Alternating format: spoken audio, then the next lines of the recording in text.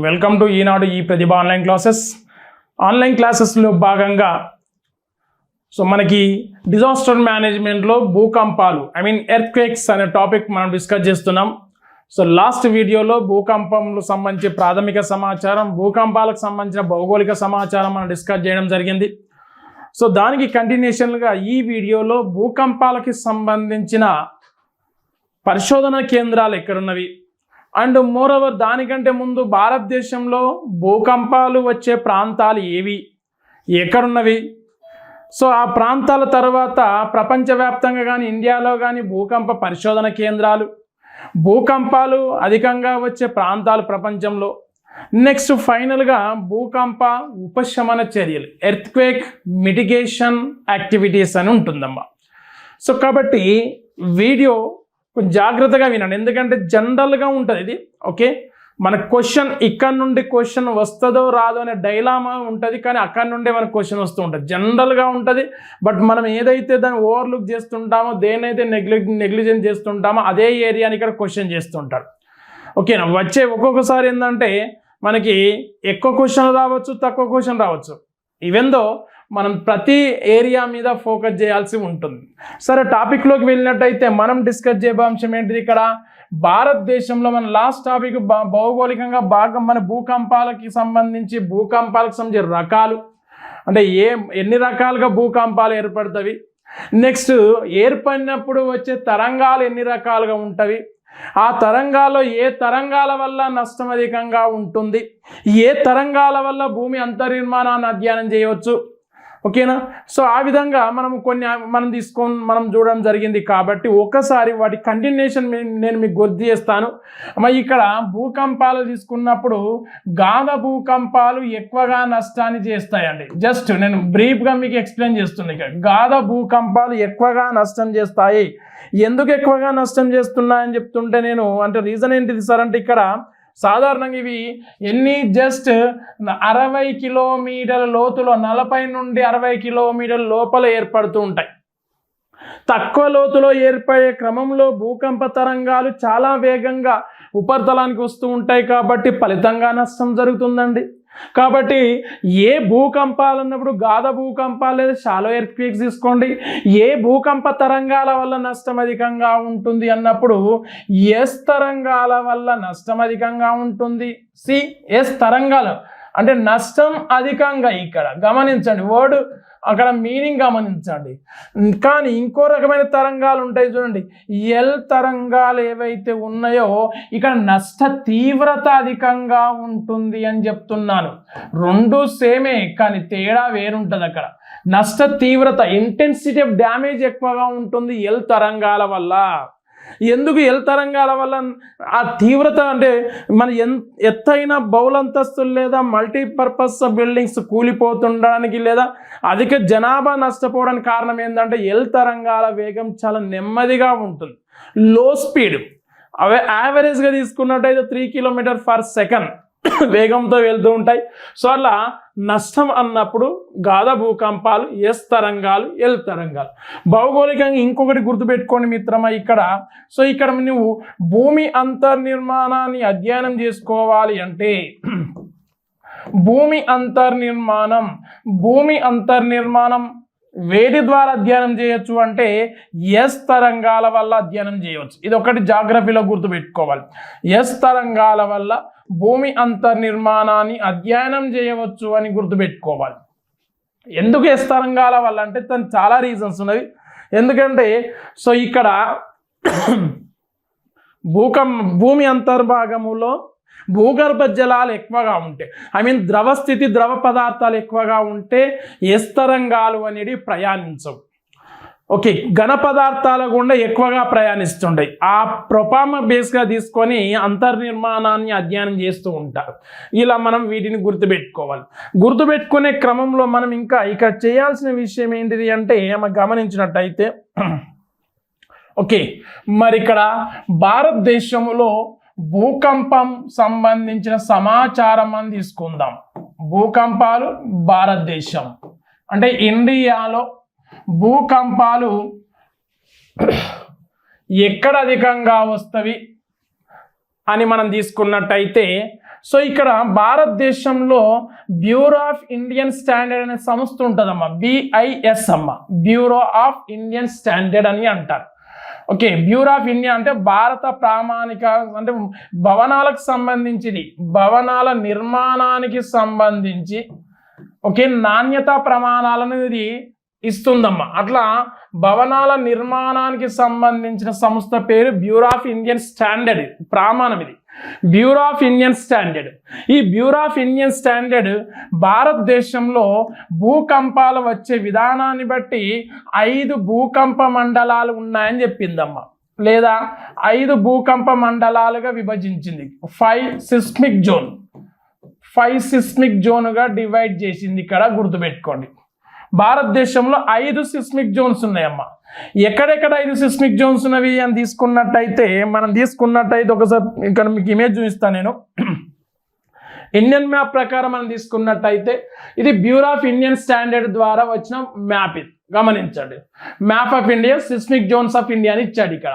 So ఇక్కడ ఈ seismic Jones మనకి సాధారణంగా 28 రాష్ట్రాలు ప్లస్ 8 కేంద్ర పాలిత ప్రాంతాలు ఏవైతే ఉన్నాయో, సో ఈ 36 రాష్ట్రాల కేంద్ర పాలిత ప్రాంతాలను 5 సిస్మిక్ జోన్స్గా డివైడ్ చేసిందండి. అర్థమైందా? మరి అలాంటి క్రమంలో తీసుకున్నట్టయితే అమ్మ ఇక్కడ ఈ రెడ్ ఉన్నది చూడండి, ఇది 5th జోన్ అమ్మ. జస్ట్ మీకు ఫస్ట్ ఇండికేట్ చేస్తున్నాను, రెడ్ అనేది 5th జోన్. నెక్స్ట్ తీసుకున్నట్టయితే అమ్మ ఎల్లో జోన్, మనకి ఈ గ్రీన్ జోన్ ఉంది చూడండి, ఈ గ్రీన్, ఓకేనా, ఈ గ్రీన్ జోన్ అనేది 4th జోన్ అమ్మ, 4th జోన్. నెక్స్ట్ గమనించినట్టయితే ఈ ఎల్లో జోన్ ఏదైతే ఉందో, ఎల్లో జోన్ ఇది 3rd జోన్ అని అంటారు, 3rd zone. Next remaining blue colour ఏదైతే ఉందో ఇది 2nd జోన్. చూడండి నెంబర్స్ ఎన్ని వచ్చినవి, నేను 5 సిస్మిక్ జోన్స్ అని చెప్పాను ఇక్కడ, అర్థమవుతుందా? బట్ ఇక్కడ ఉన్నదేమి 4 జోన్లు మాత్రమే ఉన్నాయి, 4 జోన్స్. మరి మిగతా జోన్ ఏది, దానికి సంబంధించిన విషయాలు నేను చెప్తాను, అర్థమైందా? కాబట్టి ఇక్కడ కొంచెం దీని గురించి మనం ఎక్స్ప్లెయిన్ చేసుకుందాం, కొంచెం ఇంపార్టెంట్ ఏరియా ఇది. ఫస్ట్ మీరు ఏం చేయండి, బ్యూరో ఆఫ్ ఇండియన్ స్టాండర్డ్ ద్వారా ఇండియా 5 సిస్మిక్ లేదా 5 భూకంప మండలాలుగా విభజించబడింది. ఈ 5 మొదటి జోన్ అనేది లేదు, కానీ 4 జోన్ల ఇన్ఫర్మేషన్ మన దగ్గర ఉండాలి. ఆ 4 జోన్లలో ఏ ప్రాంతం ఎక్కడ వచ్చింది, ఏ నగరం ఏ జోన్లో ఉంది అనేది అంటే మనం ఇక్కడ కొంచెం క్షుణ్ణంగా మనం తీసుకోవాల్సి ఉంటుంది.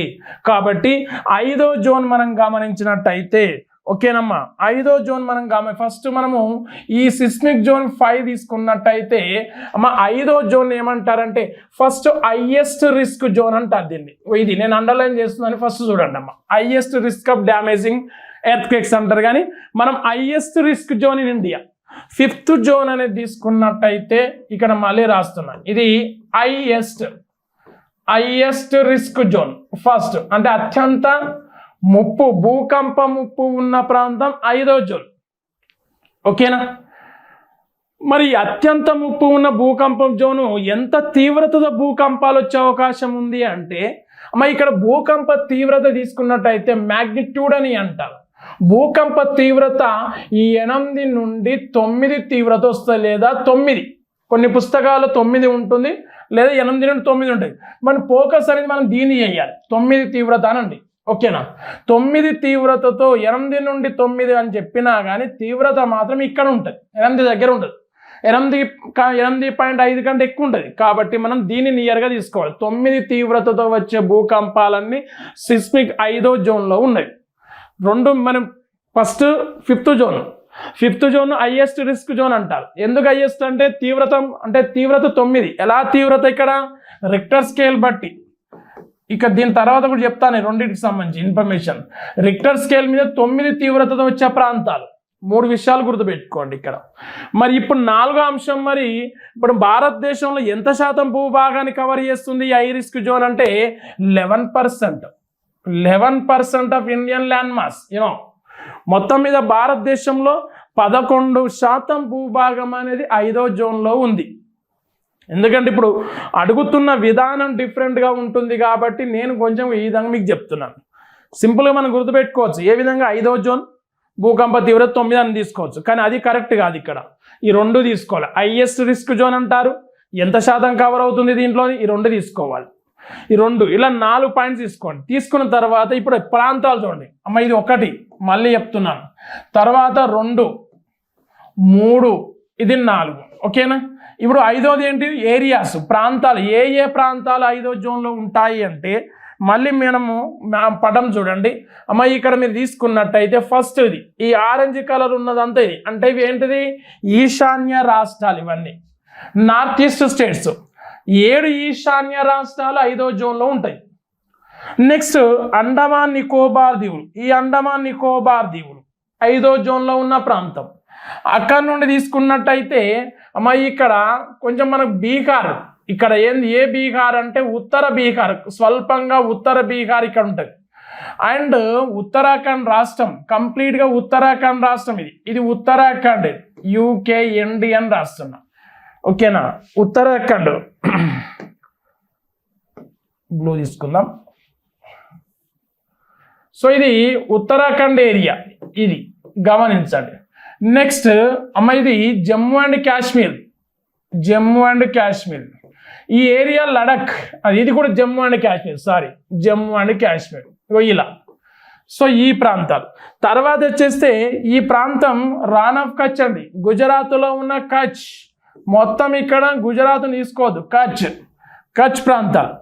ఇవి 5వ జోన్లో ఉన్న ప్రాంతాలు. ఓకేనా? అండమాన్ నికోబార్ దీవులు అంటే ఒక వరుస క్రమంలో మనం తీసుకున్నట్టయితే అండమాన్ నికోబార్ దీవులు, ఈశాన్య రాష్ట్రాలు, ఉత్తర బీహార్, ఉత్తరాఖండ్, జమ్మూ అండ్ కాశ్మీర్, తర్వాత రాన్ ఆఫ్ కచ్, గుజరాత్.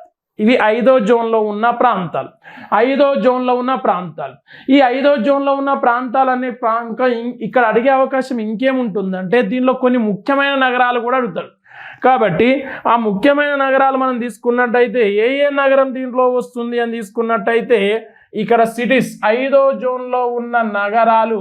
సో ఒకటి శ్రీనగర్ నగరాలు, 2వది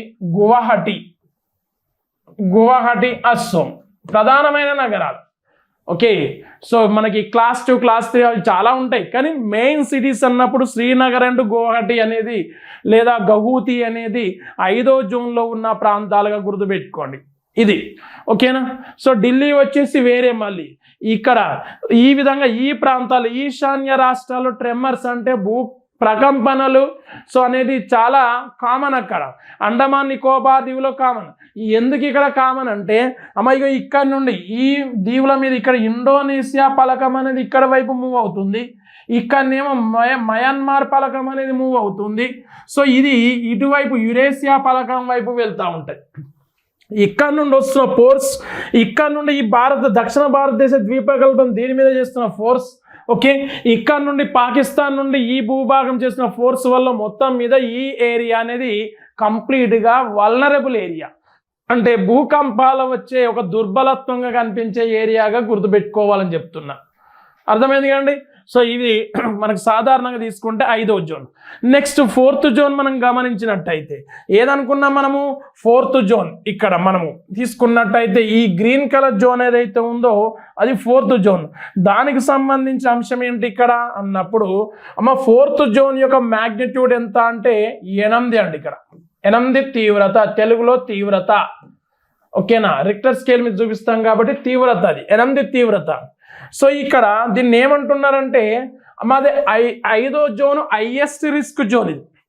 ఇది అమ్మ ఇక్కడ ఐ రిస్క్, అంతే, ఐ రిస్క్ జోన్. కొంచెం వర్డ్ మారుతుంది ఇక్కడ. ఐ రిస్క్ జోన్, డ్యామేజ్ అవసరం లేదు ఇక్కడ.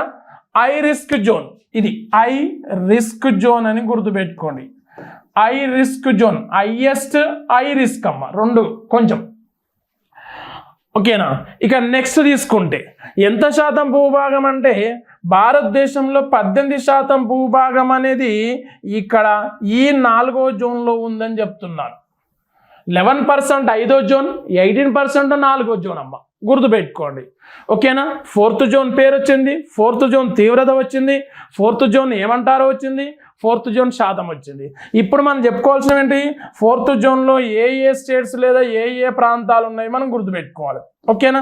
దానికి మళ్ళీ ఒకసారి మనం ఇండియన్ ఇమేజ్ మనం తీసుకున్నట్టయితే అమ్మసి గ్రీన్ కలర్ ఇప్పుడు చూడొచ్చు, ఈజీగా మనం తీసుకోవచ్చు. ఏమొస్తుంది? ఏం స్టేట్ అంటే అక్కడ ఫస్ట్ సిక్కిం అస్సోం 5th జోన్లోకి వెళ్ళిపోయింది. సిక్కిం కంప్లీట్గా బీహార్, ఉత్తరప్రదేశ్ నుండి అమ్మాయి ఢిల్లీ నుండి పంజాబ్, హర్యానా, జమ్మూ అండ్ కాశ్మీర్, లడఖ్ ఇవన్నీ వస్తాయి.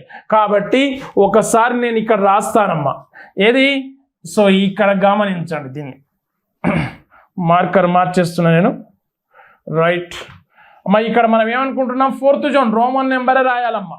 4th జోన్లో సిక్కిం, అర్థమైందా అండి? సిక్కిం తర్వాత బీహార్ తర్వాత యూపీ తర్వాత నెక్స్ట్ పంజాబ్, హర్యానా, ఢిల్లీ, జమ్మూ అండ్ కాశ్మీర్, లడాక్ ఈ ప్రాంతాలు వస్తూ ఉంటాయి. ఈ ప్రాంతాలు ఇక పశ్చిమ తీరంలో మళ్ళీ ఇంకే ప్రాంతం ఉంటుంది, రాజస్థాన్ అండ్ గుజరాత్. ఇది రాజస్థాన్ అండ్ గుజరాత్ గుర్తుపెట్టుకోండి. ఇది గ్రీన్ కలర్ రాజస్థాన్ కొంతవరకు, తర్వాత రిమైనింగ్ గుజరాత్ ఉంటుంది ఇక్కడ, గుజరాత్. ఓకే, నెక్స్ట్ మహారాష్ట్ర ప్రాంతం ఇక్కడ. ఓకేనా, అప్గ్రేడ్ చేశారు. ఇంతకుముందుకు మహారాష్ట్ర 3rd ఉండి ఇప్పుడు 4thలోకి వెళ్ళిపోయిందమ్మా కొంతవరకు. ఈ ప్రాంతం ముంబై ఏరియాలో ఉన్న ప్రాంతం. ఈ విధంగా మీరు ఇవి గుర్తుపెట్టుకోండి. ఇక్కడ చూడండి, వెస్ట్ బెంగాల్ ఉంటుంది ఇక్కడ, మళ్ళీ హుగ్లీ నది పరివాహక ప్రాంతంలో ఉన్న వెస్ట్ బెంగాల్. కాబట్టి వెస్ట్ బెంగాల్ కూడా మీరు గుర్తుపెట్టుకోండి. వెస్ట్ బెంగాల్, మహారాష్ట్రలో కొంత భాగం, ఇవన్నీ 4వ జోన్లో భాగాలు. 4వ జోన్లో ఉన్న హై రిస్క్ ఏరియాస్ ఇవన్నీ. సిక్కిం, బీహార్, ఉత్తరప్రదేశ్, పంజాబ్, హర్యానా, ఢిల్లీ, జమ్మూ అండ్ కాశ్మీర్, లడాక్, వెస్ట్ బెంగాల్, మహారాష్ట్ర కొన్ని భాగాలు. ఇది దీనిలో 4వ జోన్. 8 తీవ్రత భూకంపాలు వచ్చే అవకాశం ఉంది, హై రిస్క్ జోన్ ఇది. ఓకేనా, సో ఈ విధంగా. అండ్ ఎంత శాతం భూభాగం కవర్ అవుతుంది అంటే, భూభాగం పరంగా 18% అని చెప్పుకున్నాం. ఓకే, సో ఇలా రాష్ట్రాలు మీరు ఒకసారి ఇక్కడ గుర్తుపెట్టుకోండి.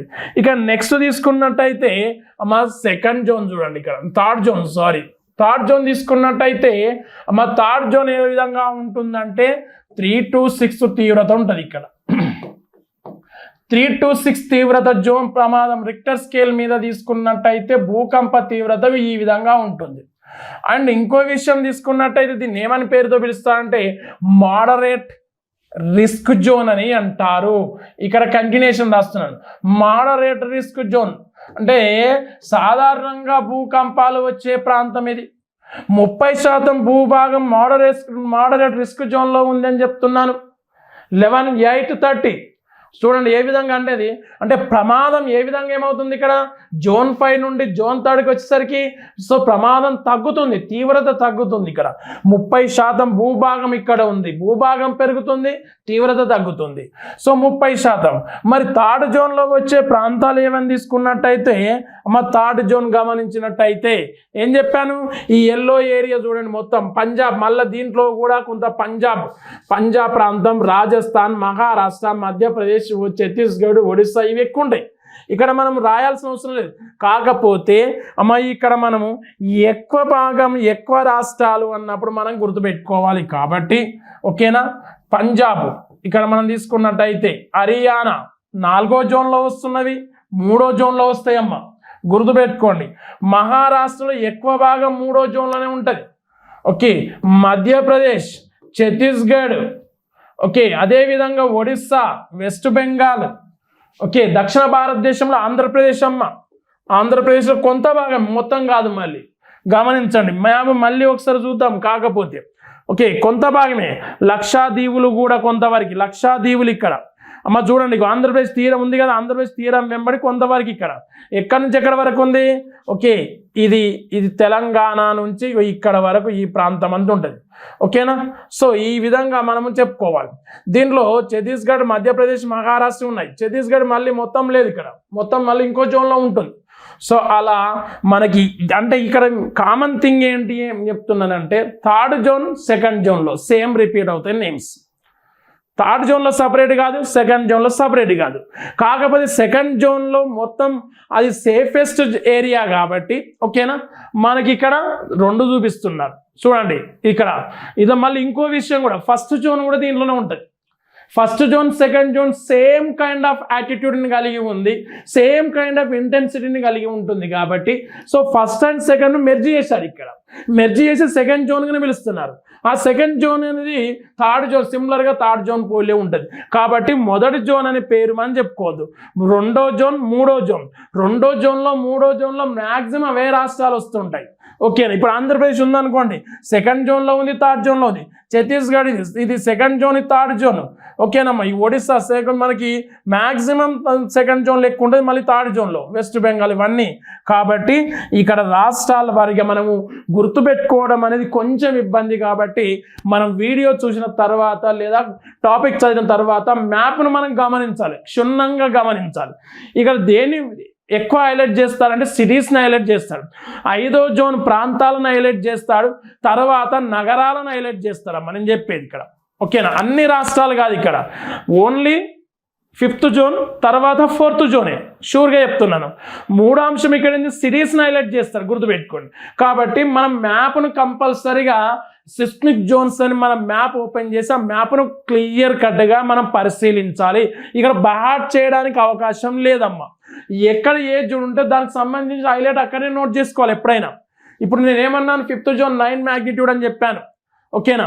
సో 8% అని చెప్పాను. అక్కడ మనం నోట్ చేసుకుంటే మనకి ఈజీ ఉంటుంది, రివిజన్లో ఈజీ ఉంటుంది ఇక్కడ.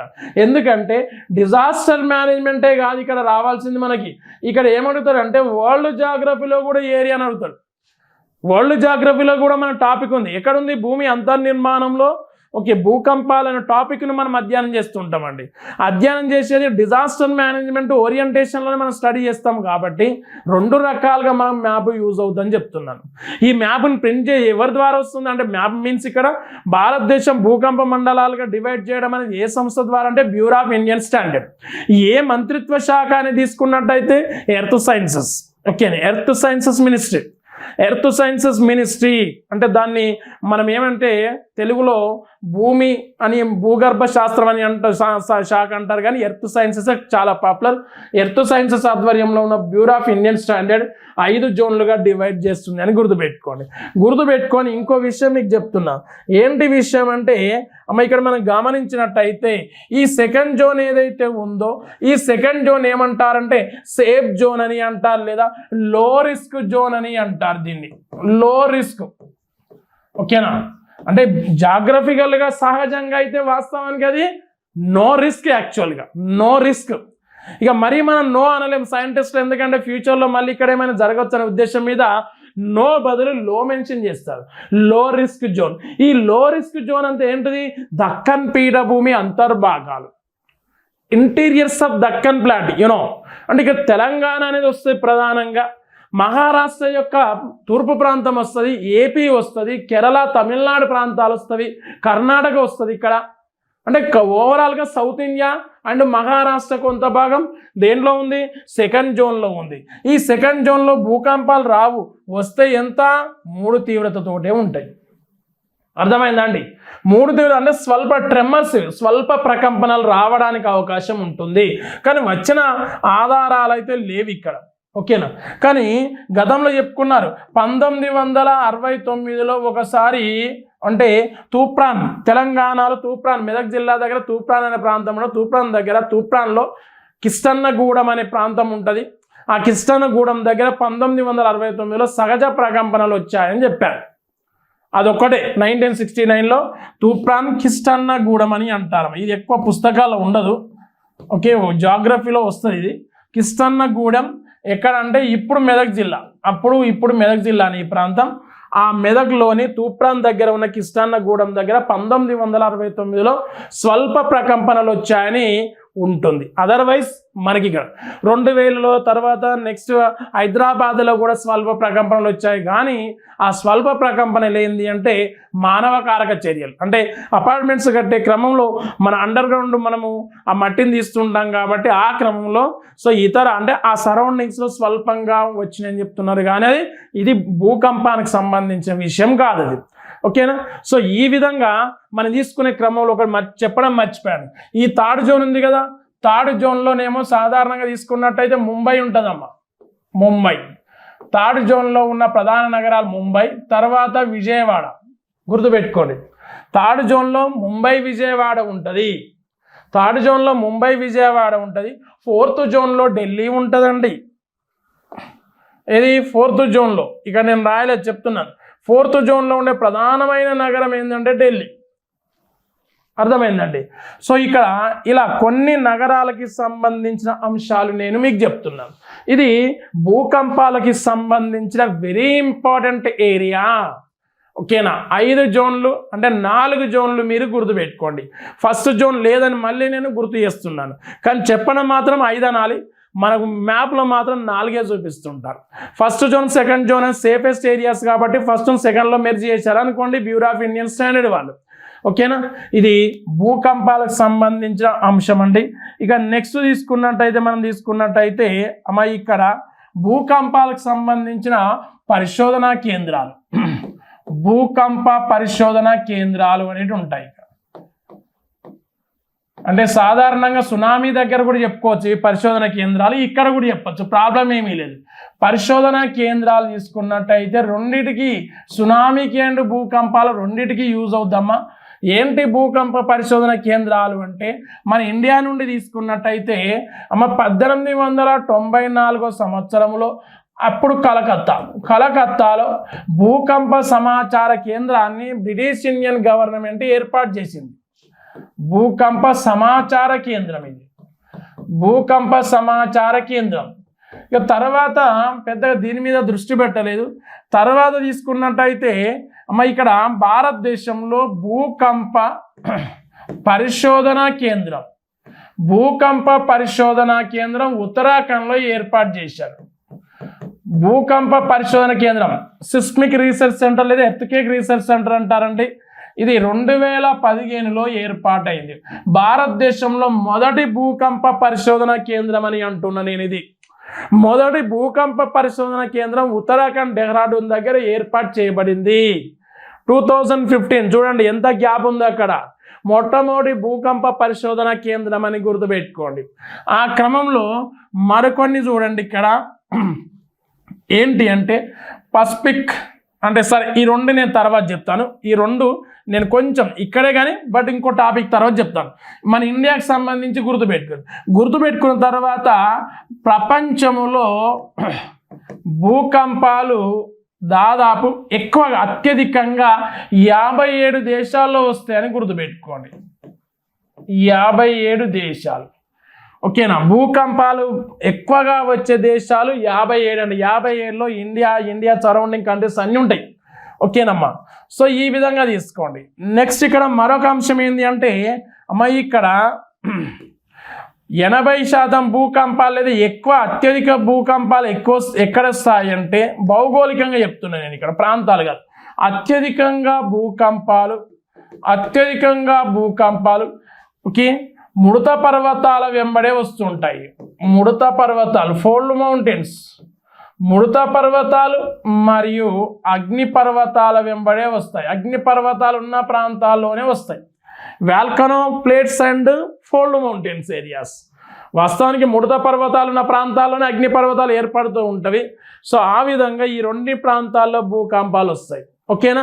ఎందుకంటే అమ్మ ఇక్కడ భూమి అంతర్భాగంలో అనేక పలకాలతో ఏర్పడి ఉంటుంది కాబట్టి ఈ పలకాల యొక్క చలనాలు, భూమి అంతర్నిర్మాణంలో పలకాలు దేని మీద కదులుతాయి అనుకున్నాం? ఎస్తనోస్పియర్ మీద కదులుతూ ఉంటాయి. ఎస్తనోస్పియర్ అమ్మ చూడండి, స్థితిస్థాపక ధర్మం గల పాక్షిక ద్రవ స్థితి ఉన్న ఒక పొర. ఓకే, మ్యాంటిల్ ఉపరితలంలో అండ్ క్రస్ట్ దిగువ తరంలో ఉంటుంది, రెండింటిని కలిపే దానిలో ఉంటుంది.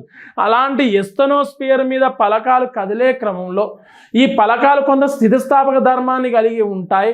ఆ పలకాలు ఒకదానికొకటి అభిసరణం అంటే కన్వర్జెన్స్, అభిసరణం చెందే క్రమంలో ఆ పలకాలు తాకినప్పుడు, హిట్టయినప్పుడు, ఢీకొన్నప్పుడు వాటి నుండి ఈ తరంగాలు ఉత్పత్తి అవుతాయి.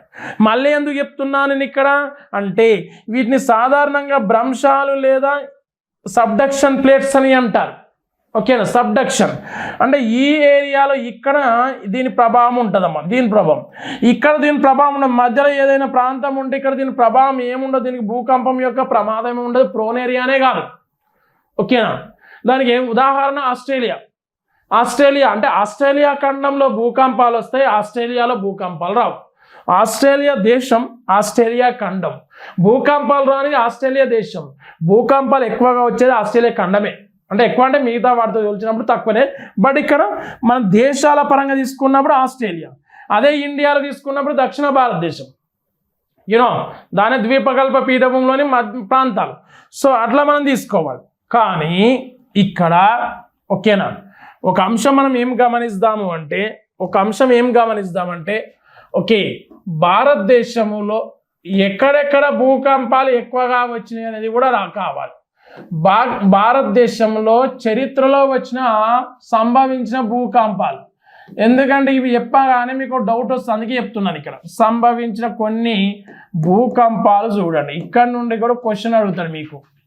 ఓకేనా, సో ఏంటి అంటే సాధారణంగా 1967 కొయనా భూకంపం.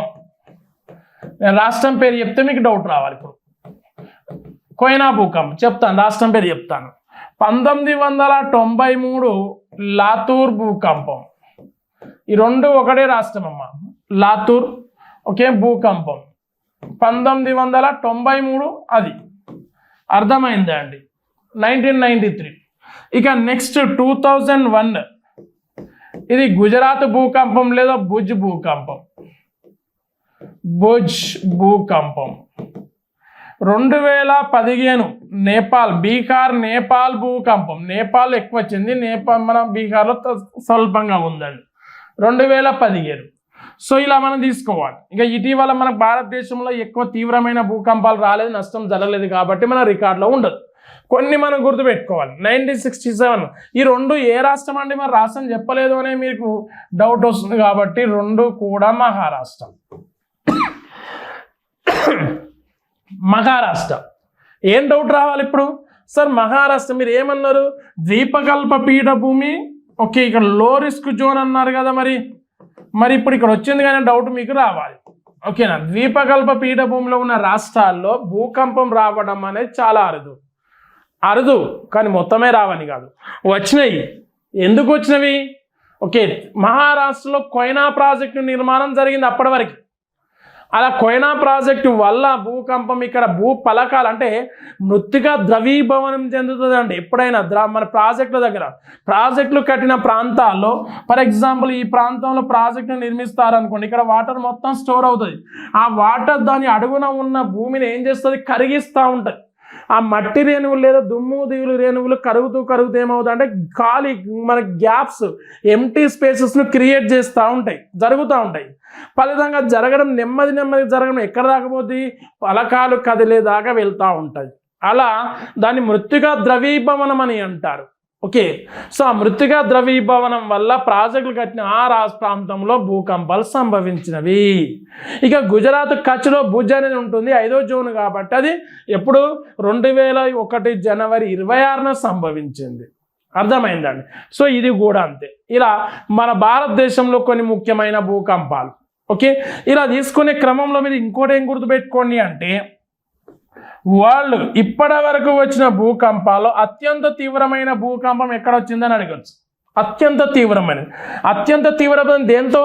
రిక్టర్ స్కేల్తో పోల్స్తాం కాబట్టి సి 9.25 తీవ్రతతో 9.25 తీవ్రతతో భూకంపం ఎక్కడ వచ్చింది అంటే, ఓకేనా, మరి ఇక్కడ మనం తీసుకున్నట్టయితే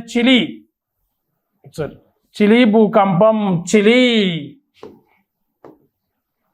ఓకే, సో 1946. ఓకేనా, ఈ విధంగా చిలీ భూకంపం 9.25 తీవ్రతతో సంభవించిన భూకంపం ఇది. ఓకేనా, సో ఇది 1946. ఒక్క నిమిషం, 1900 ఇది సాధారణ తీసుకున్నట్టయితే 1945లోనే సునామీ వస్తుంది ఈ ప్రాంతంలో. Okay, tsunami. సో ఆ విధంగా దాన్ని 1945 అని కొన్ని పుస్తకాలు కూడా. సునామీ భూకంపం వచ్చేసి మాత్రం 1946 అయింది.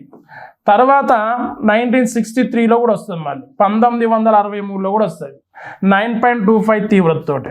అది ఇక్కడ మృతులు ఎంత ఏంటి అనేది మనకు తెలియదు, కానీ ఓన్లీ అత్యధిక తీవ్రతతో వచ్చిన భూకంపం 9.25 ఇప్పటి వరకు, అదే ఎక్కువ. ఓకేనా, సో ఈ విధంగా గుర్తుపెట్టుకోండి. ఇంకో విషయం నేను అడుగుదాం అనుకున్నానండి, భూకంపం యొక్క సమయం ఎంత ఉంటుంది అంటే ఒకసారి భూకంపం వస్తే ఒక ప్రాంతంలో ఎంత సమయంలో భూకంపం సంభవించి వెళ్ళిపోతుంది అన్నప్పుడు భూకంపం యొక్క సగటు సమయం ఎంత సగటు సమయం 1 నిమిషం 2 నిమిషాలు 3 నిమిషాలు ఇలా ఉంటుంది కదా ఆ టైం మనం తీసుకున్నట్టయితే అమ్మ ఇక్కడ దాదాపుగా 15 నుండి 30 సెకండ్లే ఉంటుంది సగటున గరిష్టంగా మరీ గరిష్టంగా తీసుకున్నట్టయితే గరిష్టం మ్యాక్సిమం 1 మినిట్ అమ్మ 1 మినిట్ గరిష్టంగా కానీ 1 మినిట్ వచ్చిన సందర్భాలు లేవు 15 నుండి 30 సెకండ్ల పాటే ఈ భూకంపం కంపిస్తూ ఉంటుంది కాబట్టి అమ్మ ఆ విధంగా భూకంపాలకు సంబంధించిన సగటు సమయం గుర్తుపెట్టుకోండి ఓకేనా రైట్ ఇక దీనికి ఇంకో టాపిక్ కూడా ఉన్నది అందుకోసం నేను కొంచెం పరిశోధన కేంద్రాలు అవన్నీ కొంచెం స్కిప్ చేశాను మళ్ళీ ఇప్పుడు మనకు వస్తుంది ఓకేనా సో ఇది భూకంపాలకు సంబంధించి అంశం అండర్స్టాండ్ నెక్స్ట్ చూడండి ఓకేనా నెక్స్ట్ ఏంటిది అంటే ఓకే ఇది భూకంపాలు భౌగోళికంగా తర్వాత నెక్స్ట్ భారతదేశంలో సంభవించే విధానం ఇవన్నీ ఇక నెక్స్ట్ వీడియోలో మనం ఏం చేద్దాము అంటే భూకంప ఉపశమన చర్యల గురించి డిస్కస్ చేద్దామండి ఏంటి ఎర్త్క్వేక్ మిటిగేషన్ యాక్టివిటీస్ గురించి మనం డిస్కస్ చేద్దాం ఇది ఈ టాపిక్లో మనం డిస్కస్ చేసింది ఏంటంటే భూకంప మండలాలు వెరీ ఇంపార్టెంట్ లేదా సిస్మిక్ జోన్స్ ఇంపార్టెంట్ భారతదేశంలో భూకంప పరిశోధన కేంద్రాలు ఇంపార్టెంట్ ఈ 2 అంశాలు అయితే మీరు కంపల్సరీ స్కిప్ చేయకుండా చూడండి చదవండి ఓకేనా థ్యాంక్ యూ వెరీ మచ్